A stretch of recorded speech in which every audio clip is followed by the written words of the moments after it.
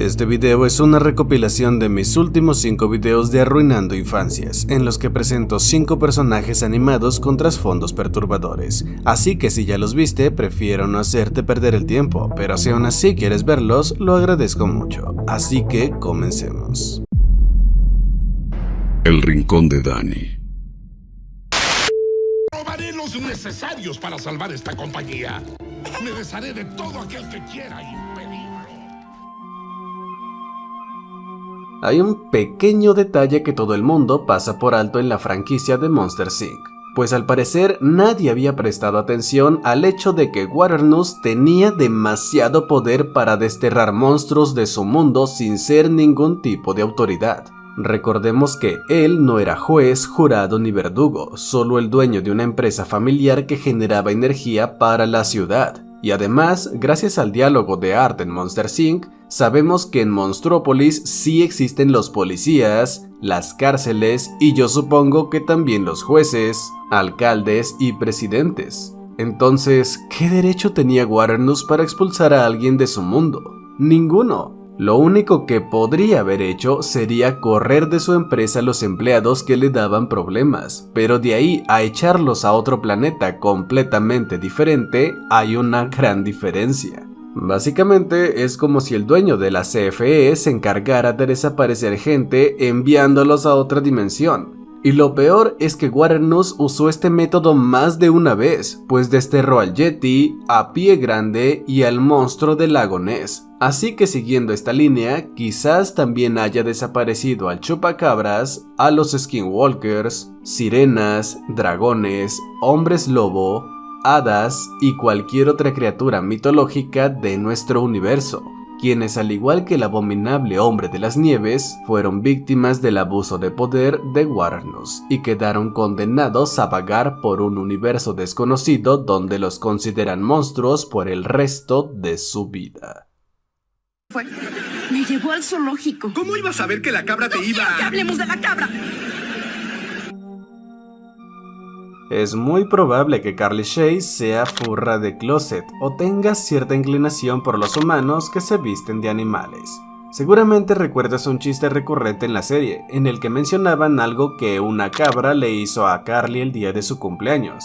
Ante esto, mucha gente se pone creativa y asume que el animal le hizo lo que ya se estarán imaginando. Pero la realidad es que no hace falta llegar a esos extremos, pues las cabras, ya sean machos o hembras, pueden llegar a tener comportamientos muy grotescos, intolerables y peligrosos, como perseguir a una persona o incluso pararse en 2 patas, lo cual da bastante miedo. Eso sin mencionar que Spencer no se lo tomaría tan a la ligera. Sin embargo, un comentario que pasó desapercibido fue en el reboot del 2021, donde Carly admite que cuando era adolescente se sintió atraída por el gallo Claudio y dice ciertos comentarios bastante extraños. Para empezar, voy a revelar algo que solo la verdadera Carly sabría.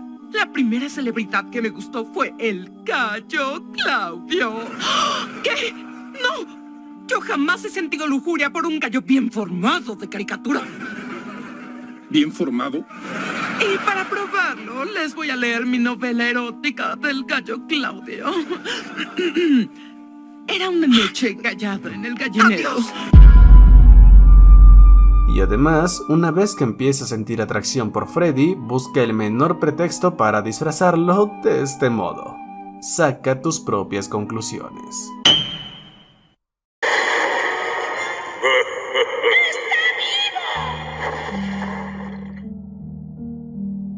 Mongo, la galleta gigante de Shrek, prácticamente fue utilizado y desechado por todos y al final no hubo nadie para acompañarlo durante sus últimos momentos de vida. Lo peor es que mientras más analizamos a este personaje, más cruel parece lo que todos hicieron con él, pues su personalidad demuestra que, al ser una galleta recién horneada, actuaba como un bebé con la inocencia de no saber conceptos básicos como la maldad y el peligro. Y de hecho ni siquiera sabía hablar. Además, recordemos que durante el ataque al castillo de muy lejano, tuvieron que llamar su atención con el caballo. Intentó jugar con los cañones de fuego y no dimensionaba lo peligrosa que era la espuma caliente. Esto se vuelve aún más cruel si tomamos en cuenta los flashbacks de Jengibre, quien es el ejemplo perfecto de que esta especie es capaz de desarrollar una vida plena. Tienen sentimientos, conciencia e incluso metas de vida. En pocas palabras, Mongo fue un bebé gigante que solo nació para morir tras ser manipulado por Shrek para ayudarle a conseguir sus propios objetivos, pues debido a su inocencia e ignorancia no pudo decidir si luchar o no. Eso sin mencionar que, a pesar de que perdió los brazos y fue quemado, se ahogó lentamente mientras todos festejaban y absolutamente nadie le importó su pérdida, excepto, claro, a Jengibre, el único que lloró por su muerte. ¿Cómo pagaste mi generosidad? Con una alfombra de pelo apestoso de zorrillo. Zootopia es una película más complicada de lo que parece, pues al ser habitada y gobernada únicamente por animales antropomorfos podemos notar serios problemas de discriminación entre especies debido a la raza a la que pertenecen, y con ello surgen una serie de preguntas. Por ejemplo, ¿cómo funcionan las relaciones entre distintas especies? ¿Por qué los peces son menos evolucionados? Y lo que nos trajo a este video, ¿de dónde obtienen los productos de origen animal? Hace no mucho tiempo, Lulye habló sobre el origen de la leche que usan para los helados y los quesos, los cuales se hacen con leche real, no vegana. Y básicamente Lul sospecha que existen animales que venden sus productos voluntariamente, como la lana de las ovejas, la leche de los yaks, etc. Esto puede sonar lógico, después de todo son productos de los que los animales sí o sí se deben deshacer. Pero lo que no tiene lógica es que Nick le haya vendido una alfombra de zorrillo a Mr. Big, pues recordemos que en Zootopia todos los animales son vistos como iguales ante la ley. Entonces, bajo esa lógica, vender una alfombra de zorrillo sería como vender una piel humana. Y antes de que alguien lo diga, no, la alfombra no era de pelo sintético. Por eso Mr. Big hace énfasis en que era una alfombra pestosa. Como dije, tiene sentido que los animales puedan vender partes de sí mismos voluntariamente, pero que una especie venda productos de otro animal contaría como tráfico de órganos. Esto no suena tan descabellado si tomamos en cuenta que Doug, uno de los amigos del zorro, dice esto.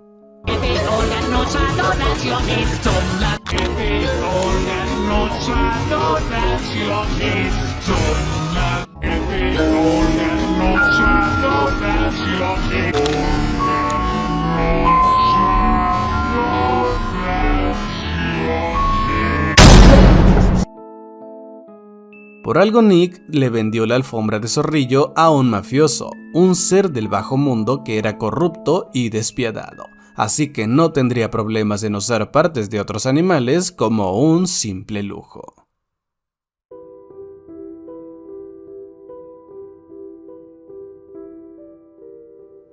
No importa qué tan fuerte seas, todos tenemos una debilidad, la cual puede ser utilizada para vencer incluso al superhéroe más poderoso del universo. Y tengo la seria sospecha de que los supers de Los Increíbles no son la excepción. Recordemos que Edna Moda nos dice que muchos héroes han muerto por culpa de sus capas, lo cual quedó como un simple chiste y un planting que presagió la muerte del villano. Pero, ¿y si te dijera que las capas no fueron las causantes de dichas muertes? Pues todo indica que, en realidad, los supers de Los Increíbles tienen una debilidad en común, y es su cuello. Pues sin importar qué tan fuerte e invulnerable sea el personaje en cuestión, todos parecen ser débiles de esa parte del cuerpo. Pues sí, Testarrayo, Estrato Chica, Dynaguy, Metaman y Salpicón murieron por una lesión en el cuello, pero también tenemos a Frozono, quien en la segunda película estaba peleando contra los nuevos supers controlados y estaba ganando, al menos hasta que lo sostuvieron del cuello. Después pasa lo mismo con Bob, quien estaba reteniendo a Helen hasta que ella lo sostuvo de dicha zona. Así como no podía moverse cuando Bloque lo reprendió contra la pared. Y lo mismo pasó con esta chica cuando Elastigirl la tomó del cuello y solo así pudo ser neutralizada. En resumen, los superhéroes de Los Increíbles son vulnerables cuando se les toma del cuello, pero parece que ni ellos mismos lo saben, y mientras sigan así, seguirán siendo derrotados fácilmente, o teniendo muertes absurdas como las víctimas de sus propias capas.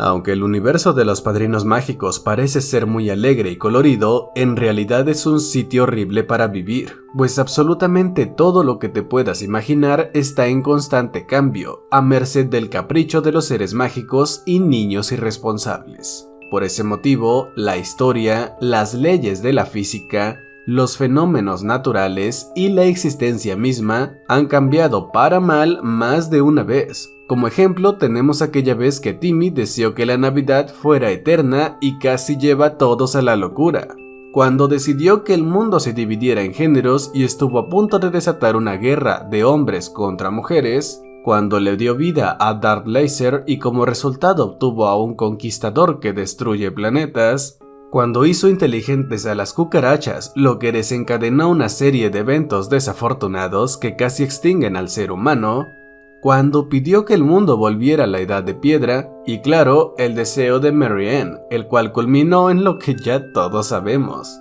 Pero sobre esto ya tengo un video completo llamado Los 5 peores deseos de los Padrinos Mágicos, en el cual profundizo bastante al respecto, y también hablo un poco sobre este tema en el iceberg que hice de esta caricatura, videos que encuentras dentro de mi canal.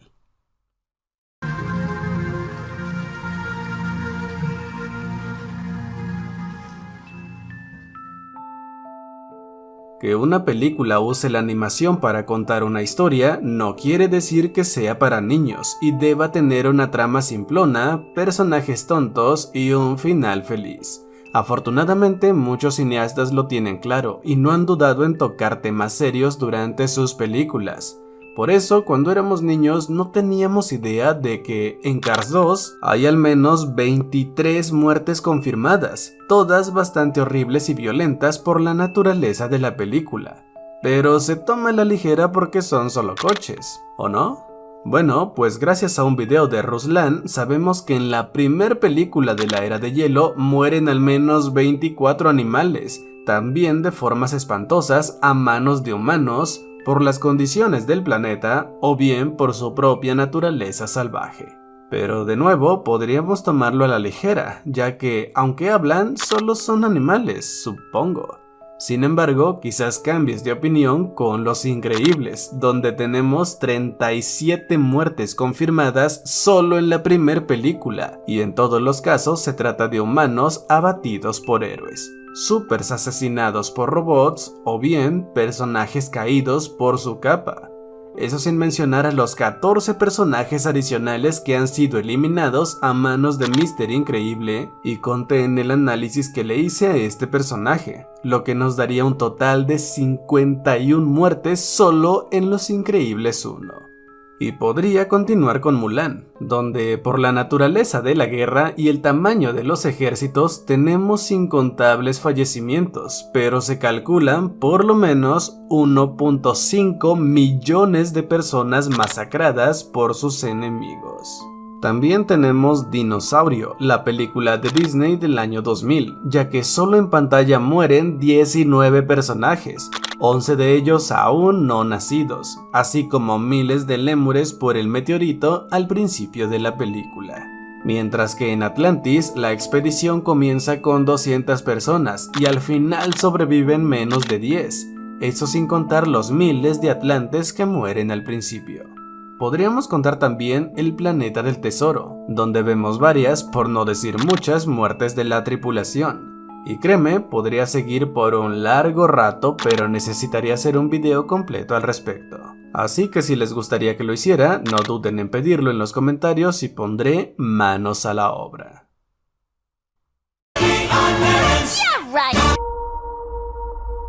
Es muy fácil etiquetar a Vicky de ser una persona malvada sin razón aparente, pero el detalle del insecto de la maldad de Vicky podría significar que ella tiene algún trastorno, problema mental, trauma, etc. que la hace ser muy agresiva y violenta con todos.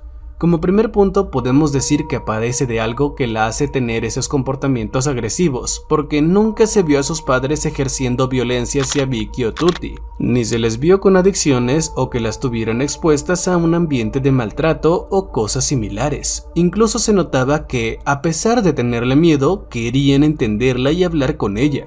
Pero como ya sabemos, Vicky reaccionaba de manera agresiva si no se hacía lo que ella exigía. Podríamos teorizar que de niña sufrió algo que la hizo estar a la defensiva contra todo, desde bullying, violencia o algún tipo de abuso por parte de alguien o varias personas, e inconscientemente empezó a volverse agresiva contra todos para protegerse, repitiendo así su propio ciclo de abuso y violencia. Si lo pensamos bien, es bastante triste porque no sabemos qué pasó ni cómo sucedió, pero algo muy malo le ocurrió a Vicky cuando era pequeña. A ti solo te interesa aprovecharte de ellos porque son demasiado ingenuos y torpes. El crédito de este punto le pertenece a mi suscriptor Manuel Alexander Oregel Rodríguez, pues gracias a su comentario sabemos que en Vecinos Invasores se esconde un secreto bastante triste y un poco turbio. Básicamente se trata de que Bearl, la tortuga, verá morir a todos y cada uno de los miembros de su familia con el paso del tiempo, hasta llegar al punto de quedarse completamente solo. Recordemos que es importante tomar en cuenta la lógica interna de las películas para determinar las reglas bajo las cuales dicha cinta funciona, y con base en ello debemos recordar que Vecinos Invasores es una película más realista que fantasiosa, lo que quiere decir que los animales funcionan de manera similar a como lo hacen en el mundo real. Y ahí es donde entra este dato, pues las tortugas terrestres como Vern tienen una esperanza de vida muy alta, de 50 a 60 años en promedio, pero en casos extraordinarios viven un siglo o más. Lo más triste es que Vern fue quien construyó y cuidó de esa familia, protegiéndolos de todos los peligros a los que se enfrentaban, incluso cuando ellos mismos lo hicieron a un lado por RJ. Pero en cuestión de tiempo no quedará nada de ellos, más que una triste tortuga solitaria que pasará sus últimos años de vida extrañando a su familia, para finalmente morir en completa soledad sin que nadie se acuerde de él.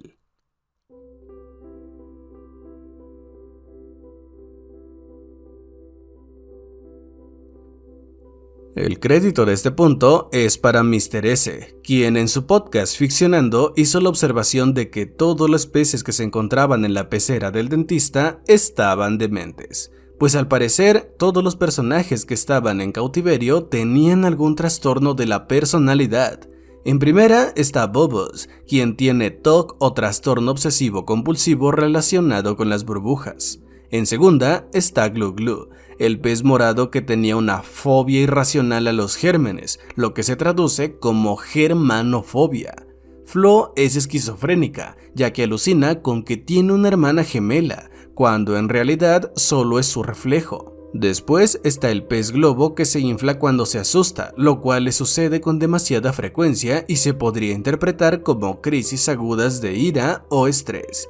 Mientras que Hill presenta un claro complejo mesiánico, pues cree que lo sabe todo y está convencido de que va a salvar a los demás, a pesar de que ellos no quieren ser salvados, mientras irónicamente los pone en peligro, todo por su versión grandiosa y megalómana de sí mismo. O en otras palabras, Nemo, siendo un niño perdido y asustado, llegó a un manicomio donde tuvo que convivir con un montón de peces que estaban mal de la cabeza e intentaron usarlo para sus propios intereses. Y por cierto, si aún no conoces Ficcionando, te invito a ver su contenido, pues es un podcast muy interesante y divertido en el que hablan sobre este tipo de temas en películas animadas, y personalmente me considero fan de su contenido, así que los invito a verlos.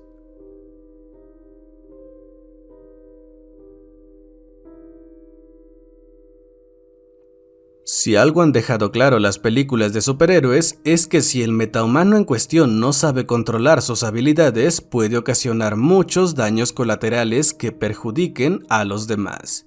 Y bueno, sospecho que a Metro Man le tocó vivirlo en carne propia. Recordemos que este Super era muy poderoso desde bebé, ya que a una edad muy temprana ya podía volar y tenía super fuerza, así que seguramente también había desarrollado sus ojos láser y velocidad aumentada.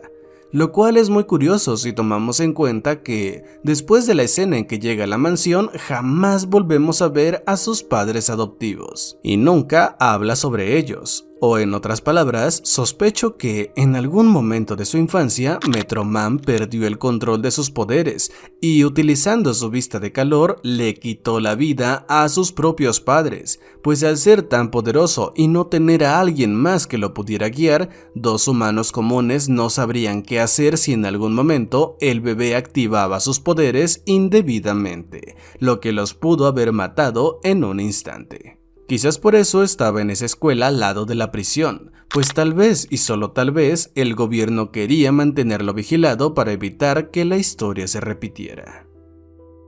Yo regreso. Todo lo que yo hago. Lo extraño tanto. Bocón el Rudo es uno de los personajes más queridos de Cómo entrenar a tu dragón. Sin embargo, el guion no lo trató muy bien, pues en el cortometraje canónico llamado Homecoming, que se sitúa 10 años después de la última película, nos demostraron que este personaje estaba sumergido en una depresión devastadora provocada principalmente por 3 cosas. La primera es haber perdido a su mejor amigo estoico. La segunda es que su dragón gruñón se fue al mundo oculto. Y la tercera es que debido a su orientación sexual, no había alguien más en la aldea con quien ser feliz. Por todo esto, Bocón empezó a sentir que Berk ya no era su hogar, así que optó por hacer un cambio radical en su vida. Se fue en un barco lleno de provisiones con rumbo a Groenlandia, donde, tras semanas de navegación, lo recibieron con gran calidez. Le permitieron ejercer la herrería y en poco tiempo encontró una vida feliz al lado de otro hombre.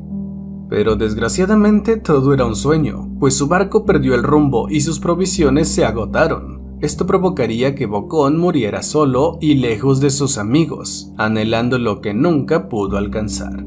Por mucho, una de las muertes más trágicas para uno de los personajes que menos lo merecían. Por cierto, aunque todo lo que dije fue extraído del mismo Dean DeBlois, escritor y director de la saga, yo me enteré de esto gracias a los videos de Alien Legacy, así que el crédito de este punto le pertenece a él. En mis planes, esta boda se efectuará y yo me convertiré en rey. El crédito de este punto es para mi amigo Detective Azulino, pues gracias a él sabemos que Lord Farquaad llevó a cabo una cacería de brujas que estuvo a punto de extinguir a las hechiceras de piel verde.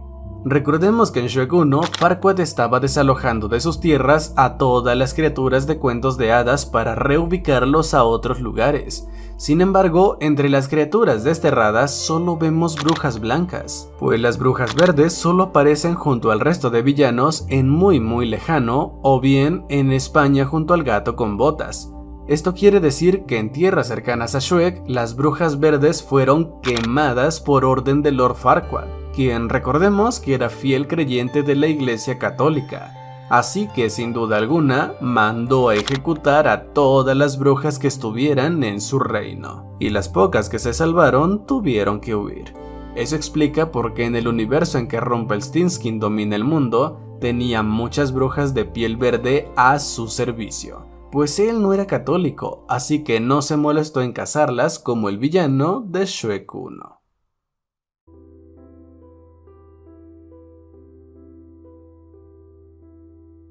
En un video pasado hablé sobre Mongo y cómo es que fue utilizado para la guerra siendo solo un bebé recién nacido. Y similar a él tenemos a otro personaje en Shrek que fue víctima de su ignorancia, y se trata de la novia de Jengibre. Pues en el especial canónico de Halloween, Genji cuenta una historia completamente real en la que tuvo una novia que se volvió loca y obsesiva con él a causa de que fue preparada con mucho azúcar, lo que la hacía ser extremadamente empalagosa. Pero el problema que todos ignoran es que esta galleta no solo era inestable por el exceso de azúcar, sino que también porque era una galleta recién horneada.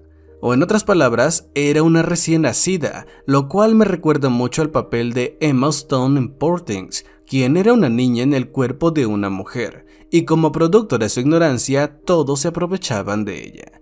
O en otras palabras, Jengibre, al ordenar que hicieran a una mujer para ser su novia y comprometerse con ella casi instantáneamente, podría ser considerado un pelo que estuvo con una bebé. Al menos hasta que ya no la quiso y la tiró directo al fuego. ¡Skipper! ¡Chicos! ¡Por acá! ¡Vuelvan!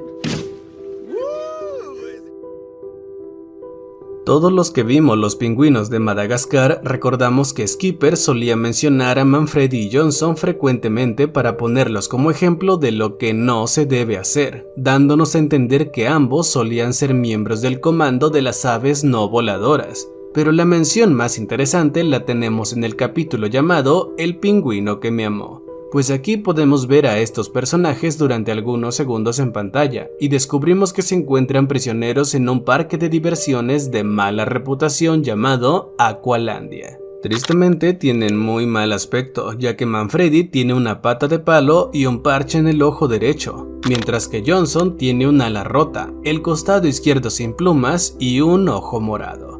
Pero lo más triste es que en cuanto ven a Skipper, Cabo, Rico y Kowalski, les gritan desesperadamente con la esperanza de salir del lugar donde los tienen prisioneros. Sin embargo, todo su esfuerzo es en vano, ya que los pingüinos no los notan. Así que sí, Manfredi y Johnson son reales. También es verdad que han sido atacados por pirañas, bombas y camiones. Pero lo peor es que debido a su deteriorado estado de salud, seguramente jamás podrán volver a la libertad del océano, y mucho menos podrán reencontrarse con sus viejos amigos. O en otras palabras, Manfred y Johnson están condenados a vivir el resto de sus vidas como un par de rarezas sin ojos, patas ni plumas en un parque de diversiones.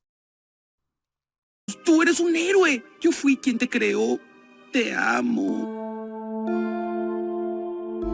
Personalmente, no me molesta que haya personajes de la comunidad LGBT en las películas. Lo que sí me molesta es que no estén justificados y sean creados simplemente para cumplir con agendas de inclusión. Y bueno, hoy en día ya no es un secreto que en Cómo entrenar a tu dragón hay un personaje gay que está tan bien construido que incluso pasa desapercibido. Pero hay otro que quizás se te haya escapado, y se trata de Patán Mocoso, quien no es gay, pero sí bisexual.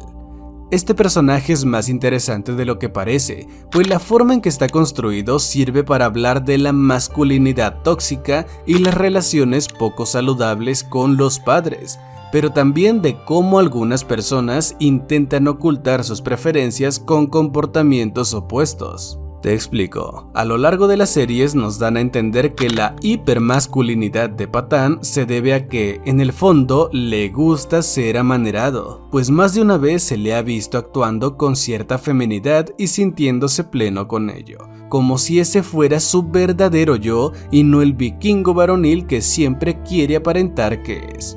Y claro, tenemos su enamoramiento por Thor Rompehuesos, lo cual incluso es evidenciado por sus amigos. Repito, Patán no es gay, pero sí pertenece al colectivo LGBT, lo cual se nos dice entre líneas muchas veces, pero él prefiere ocultarlo y aparentar que es un macho nórdico como su padre le impuso desde que era niño. Así que no, Patán no está en este video por sus preferencias, sino porque debido al entorno en el que creció no puede ser él mismo.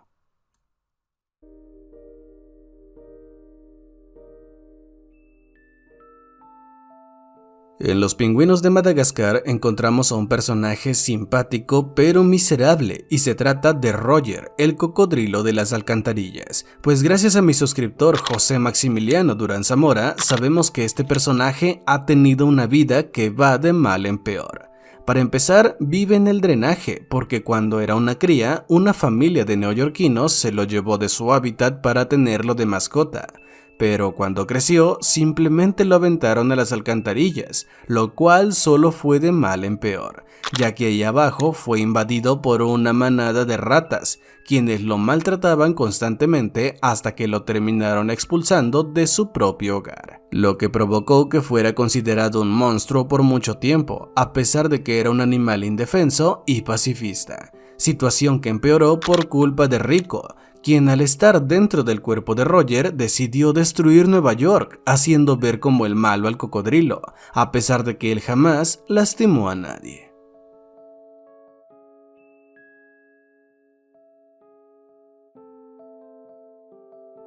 Hace mucho tiempo hice un video completo explicando por qué Bestia es el príncipe más peligroso de Disney, pero hay algo que me olvidé mencionar, y es que probablemente en uno de sus arrebatos de ira, Adam pudo haber asesinado a varios de sus sirvientes.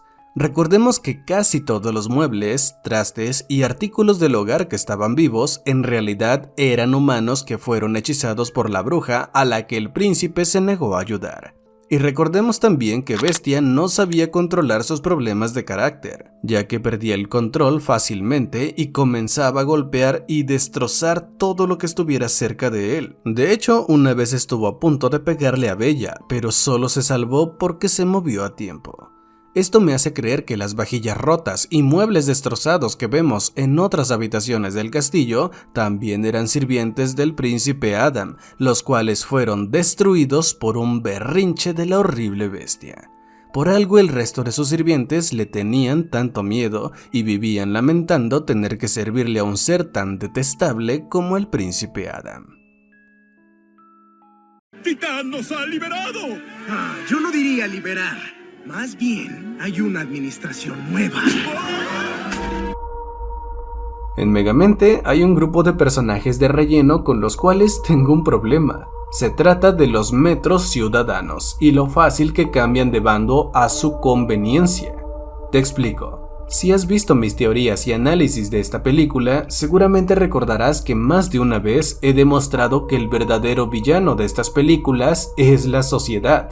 Y creo que este punto se demuestra perfectamente al final de la historia, justo cuando abren el nuevo museo de Megamente y ahora todos lo celebran como el nuevo Salvador, olvidándose por completo de que, hasta donde ellos saben, este mismo personaje fue el encargado de matar al verdadero superhéroe de la ciudad con su rayo letal. E incluso, en el botón de la perdición, le compran sus armas y artefactos que solía usar para cometer crímenes.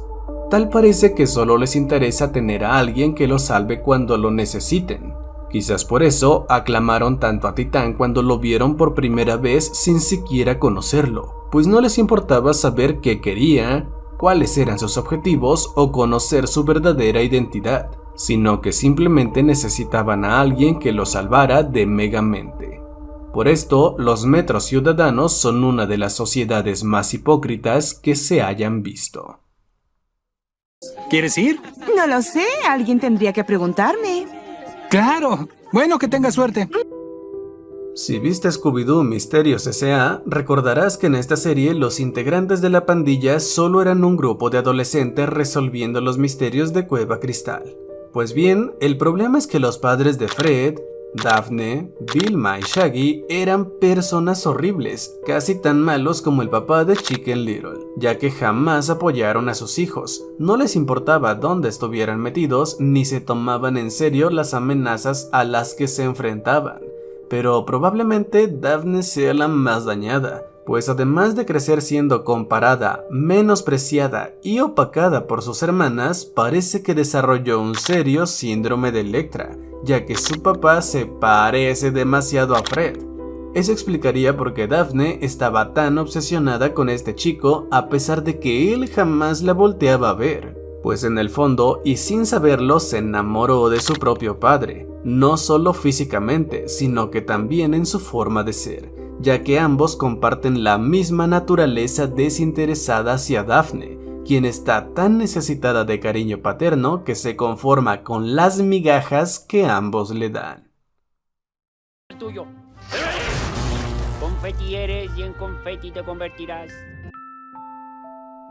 Por si no lo habías notado, si los protagonistas de una película de huevos se hubieran hecho amigos de otros huevos de confeti, la historia hubiera sido exactamente igual. Pues a diferencia de los huevos acróbatas o los de reptil, ninguno de los confi aporta nada en especial. Esto se debe a que prácticamente son lo mismo, es decir, la copia de la copia de la copia de la copia. A simple vista podríamos pensar que se debe a que, al ser una referencia a un grupo de drogadictos, los hicieron así con fines cómicos. Pero recuerda que un huevo de confeti no nace, sino que se hace, lo que significa que antes todos ellos solían ser huevos normales como Willy, Toto y los demás. Pero al abrirlos y rellenarlos, también les arrebataron sus personalidades y recuerdos. Por eso todos responden al mismo nombre y actúan exactamente igual. Por la manera en que le sacaron la clara y la yema para rellenarlos con confeti, yo relaciono esta práctica con la lobotomía, tomando en cuenta que una consecuencia de esta psicocirugía era que los pacientes con malos resultados compartían una confusión muy particular, haciéndolos actuar casi igual y convirtiéndoles en zombies sin personalidad ni criterio propio, muy similar a la forma de actuar que vemos en todos los huevos de confeti. Y de hecho también vimos esto con el huevo zombie al que Confi le escupió en la boca y por un instante actuó igual que todos los huevos de colores a los que les lavaron el cerebro, y con ello los convirtieron en uno más del montón.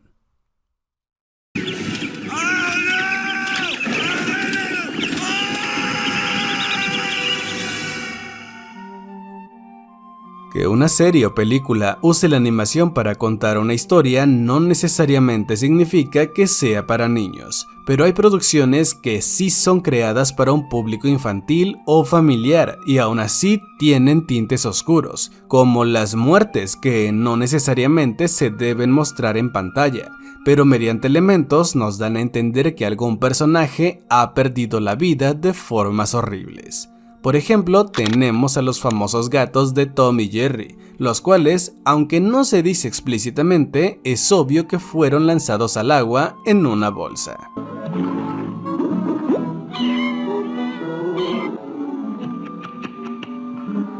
Lo que hacen algunos. ¿O qué tal cuando Disney se tomó la molestia de animar cómo es que el villano de Tarzán colgaba del cuello desde lo alto de unas lianas?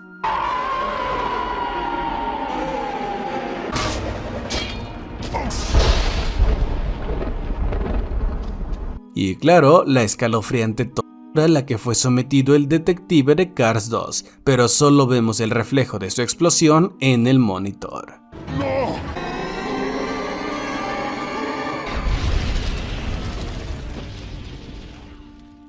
Y DreamWorks no se queda atrás, pues Tai Lung no se limitó a neutralizar a los rinocerontes de la prisión, sino que se aseguró de acabar con la vida del guardia principal que se burló de él durante años, y no quedó más que el cuerno de su hocico.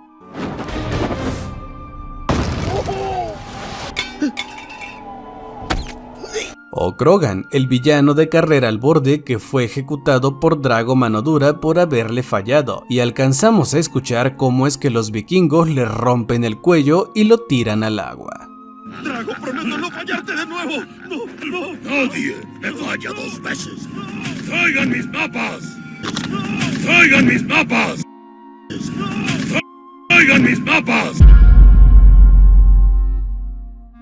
Así como la familia de osos que fue masacrada por Lord Farquaad solo para decorar su castillo con sus pieles. O bien, cuando tras una decepción amorosa, Tom y Jerry se sientan en medio de las vías para que el tren acabe con su miseria.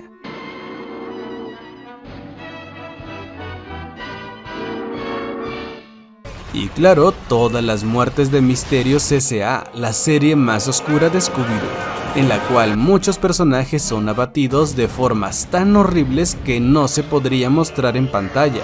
Y hablando de esta serie,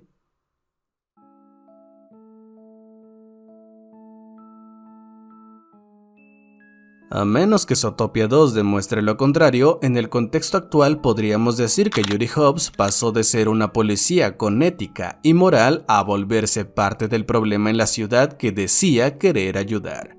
Pues sí, es verdad que el mundo real no funciona como la mayoría piensa. Es decir, que no existen bandos marcados de buenos y malos, sino que hay gente mala que a veces hacen cosas buenas, mientras también existen personas buenas que deben hacer cosas malas.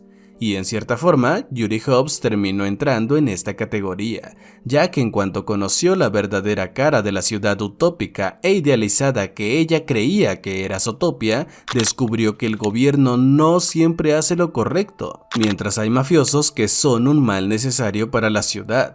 Por ello, Judy se volvió parte del problema y se convirtió en una policía corrupta que tiene nexos con la mafia, así como se alió con un estafador al que metió al sistema sin previa preparación, solo gracias a su nepotismo, actos que ni el capitán de la policía y ni siquiera el alcalde cometían. Y de ese modo, la coneja fue consumida por el dañado sistema de justicia y pasó a ser el ejemplo de que para sobrevivir dentro de la policía en la gran ciudad debes hacer a un lado tu moral, o de lo contrario no sobrevivirás a la selva de asfalto.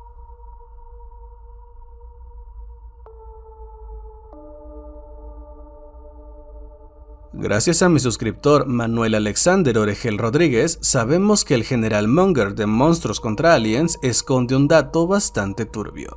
En pocas palabras, es muy probable que este personaje sea un asesino de monstruos en secreto, ya que a lo largo de la película se le puede notar una actitud despreocupada, distante y destructiva para con los monstruos, sobre todo con la forma en que lidera a toda su organización, ya que en la base donde viven los monstruos solo hay 5 celdas de contención, incluida la de Susan. Pero no tiene sentido que haya tan pocas celdas, tomando en cuenta que es una organización dedicada a capturar monstruos desde hace muchos años. Y de hecho, los diálogos entre Bob y Eslabón dan a entender que ha habido más presos antes de la llegada de Genórmica, lo cual me hace creer que el general Munger veía a los monstruos como simple carne de cañón que enviaba al frente de la batalla en misiones peligrosas a lo largo del mundo, solo para dejarlos morir a manos de los peligros que enfrentaban sin darle la información completa sobre el peligro o la amenaza que se iban a enfrentar. Y aunque quizás no lo hacía por malicia, él sabe mejor que nadie que los monstruos no son malos ni salvajes, sino que tienen conciencia, sentimientos y raciocinio. Pero aún así eran utilizados como kamikazes del mismo modo que el Escuadrón Suicida. Perdón, Hanji. No logré transformarme. Hay un detalle en Attack on Titan que muchos pasan por alto, y se trata de los niños eldianos. En algún momento de la serie nos dicen que si el portador de algún titán cambiante muere en batalla y su poder no es robado por otro soldado, ese poder no se desvanece, sino que se transfiere automáticamente a algún recién nacido de Eldia. Sin embargo, al ejército de Marley no les sirve de nada tener un bebé titán, pues sus reclutas suelen ser niños y adolescentes, no recién nacidos. Además, ¿cómo podrían saber los marleanos cuál fue el bebé que adquirió el poder del titán? No pueden simplemente adivinar, pues recuerda que para que un humano revele su poder, debe sufrir algún tipo de lesión. Todo esto me lleva a creer que cada vez que un titán cambiante moría antes de tiempo y nadie le arrebataba su poder, los soldados de Marley le arrebataban sus bebés a los eldianos para lesionarlos hasta descubrir al nuevo portador del titán para que, finalmente, sea devorado por el soldado elegido. Hay muchas más pruebas que me llevan a esta conclusión y tengo un video completo hablando a fondo sobre este tema. Si te interesa puedes verlo dentro de mi canal. Nunca te dejaré, Jennifer. Adiós, Margaret. El pescador es un hombre fantasmal de barba, vestido con un impermeable amarillo y en lugar de la mano derecha tiene un garfio. Al principio lo muestran como un villano al que todos le temen, pero después descubrimos que en realidad es un personaje querido de la zona desconocida. Sin embargo, me parece muy inquietante que se le mencione tanto en el episodio del 2013 llamado No mires ahora, en el cual nos revelan que existe una saga completa de películas sobre este personaje, y la que Bob y Patricio ven en el cine se llama Pescador 4, el ataque del anzuelo, y trata sobre un hombre muy parecido al que vimos en el capítulo anterior, el cual captura adultos, jóvenes y niños para, según Patricio, freírlos en brochetas de pescado. Así que si esta película está basada en hechos reales, quiere decir que cuando estaba en vida, este hombre atormentó a los habitantes de Fondo de Bikini durante algún tiempo, al menos el suficiente para convertirse en una leyenda urbana digna de dedicarle 4 películas. Tal vez por eso su maldición fue quedar atrapado en la zona desconocida junto a los peces que masacró durante años. Perfect. Lollipop, lollipop. Scary. El crédito de este punto es para mi suscriptora Marcela Morales 4200, pues ella me hizo notar que, así como la niñera de Jack Jack terminó con el cerebro lavado al final de Los Increíbles, los huevos de confeti en Huevo Cartoon acabaron lobotomizados y Sid de Toy Story terminó loquito por ver a los juguetes cobrar vida, Foxy Odiosi de Chicken Little también terminó siendo una persona completamente diferente tras ser abducida por los extraterrestres, quienes no le regresaron a la normalidad por culpa del cerdo, a quien le gustó la nueva versión de Foxy y pidió que la dejaran así para tener con quien cumplir sus extrañas fantasías. Pero para que este punto no sea tan corto, quiero agregar el aporte de José Maximiliano Durán Zamora, pues en época de la Segunda Guerra Mundial, Disney creó la primera versión de Chicken Little en el año 1943, en la cual Foxy Loxy es el villano y logra salirse con la suya al comerse una granja entera de pollos, pavos y gallinas, y además es lo suficientemente cruel como para terminar formando un pequeño cementerio con los huesos de sus víctimas, lo cual funciona como propaganda de guerra para representar cómo funciona la manipulación mediática de muchas empresas, corporaciones o gobiernos para con la población. Sea como sea, tanto la versión del 43 de Foxy Odiosi como el subtexto del que habla son temas un tanto inquietantes.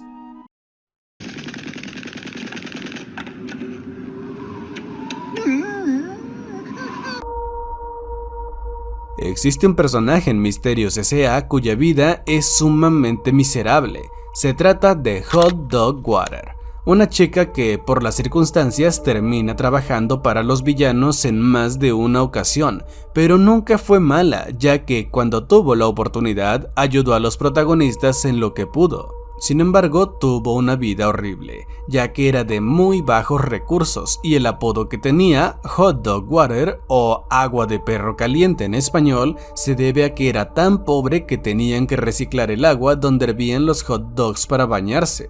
Además, se daba a entender que tenía una relación sentimental con Vilma, pero esta última siempre la negaba. Su padre era un fracasado que no lograba salir adelante, y aunque era brillante, siempre había alguien más que la opacaba en la escuela. Y además fue acribillada a balazos cuando intentaba hacer el bien, muriendo sola tras una vida de completa miseria. Lo único bueno es que con el reinicio del mundo al final de la serie, se da a entender que tiene una segunda oportunidad de ser feliz. O quizás esta vez su vida sea peor, no lo sabemos.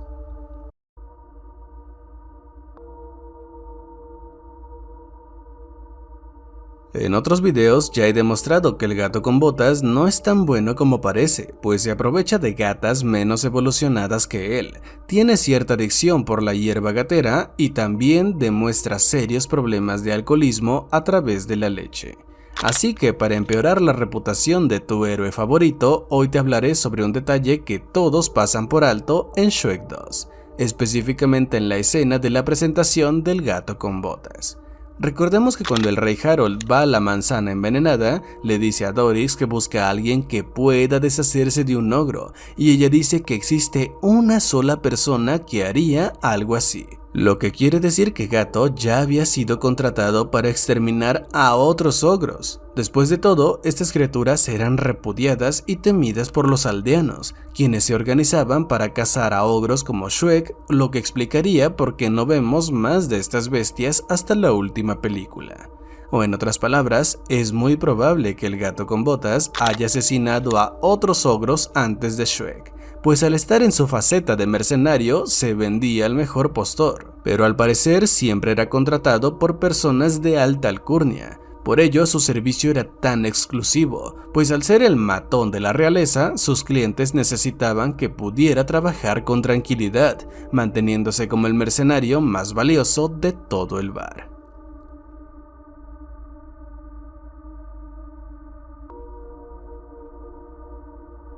Lo que alberga el último punto de este video no es solo un personaje, sino todos aquellos que han sido creados con el único objetivo de sufrir. Por ejemplo, tenemos a Rocket de Marvel, quien vivió torturas inhumanas por culpa del Alto Evolucionador, villano que experimentó con el mapache y sus amigos cruelmente. También está Polar de Escandalosos, cuyo origen es bastante triste por la historia que comparte con Yuri y el fin que tuvo su amistad. Del mismo modo, tenemos al Dr. Doofenshmirtz, cuya infancia fue sumamente miserable por ser rechazado por sus propios padres y haber vivido a la sombra de su hermano. También tenemos a Tigger, quien en alguna ocasión perdió a toda su familia por culpa de unos cazadores, y sus amigos intentaron animarlo vistiéndose de tigres. Además de Gohan, quien desde los 4 años ha vivido cosas horribles que le dejaron secuelas psicológicas solo por su sangre Saiyajin. De igual forma, mencionaré a Espasatura, el simio de Pinocho que tuvo una vida llena de maltratos y desarrolló una especie de apego hacia su esclavista. También está Bolt, el cachorro cuya vida fue un engaño y desarrolló serios problemas de ansiedad por separación. E incluso tenemos a Freddy Benson, quien fue el responsable del éxito de iCarly. Tiene muchos talentos y es muy inteligente, pero por culpa de sus amigas terminó siendo un fracasado sin futuro. Similar al creador de Barbilla Roja, que a pesar de ser el autor de una obra tan popular, seguía viviendo con su madre y claramente no tenía dinero. Y por último está Perrito, que fue maltratado cuando era apenas un cachorro e incluso intentaron deshacerse de él ahogándolo en el río. Pero al menos todos ellos son felices en la actualidad y no se dejaron consumir por el rencor de su pasado, demostrando que tu destino no se debe definir por tu origen. Si llegaste hasta aquí, te invito a comentar la frase del meme que dice ¡Un clásico! De esa forma sabré quién vio el video completo y tendrá en su respectivo corazón. Gracias por ver.